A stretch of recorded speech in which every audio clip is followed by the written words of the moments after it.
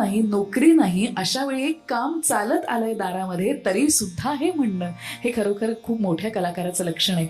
पण कानिटकर म्हणाले की अभिषेकी बुवांना म्हणाले की अभिषेकी, गद्य जर इतकं सुंदर आहे असं तुम्ही म्हणताय, तर गद्य नाटकामधलं हे सर्वोत्तम नाटक कदाचित असेलच, पण संगीत नाटकामधलं हे संगीत आणि त्याबरोबर संवाद अत्युत्तम असलेलं संगीत नाटक व्हावं असं तुम्हाला नाही का वाटत? आणि त्यानंतर अभिषेकी बुवांनी या सगळ्या संगीत नाटकाला सुंदर चाली दिल्या.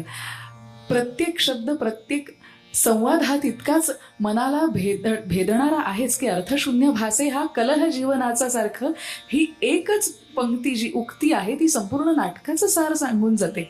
आणि त्यापैकी एक असं नाट्यगीत की त्यामधला जो तीव्र मध्यम समेवरच का आहे यावरती पंडितांच्या चर्चा सुरू व्हायच्या की हे बरोबर आहे, चुकीचं आहे, तो असाच का, तसाच का.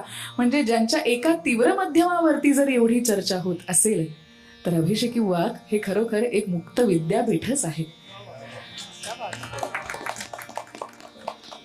आणि म्हणूनच एक सुंदर नाट्य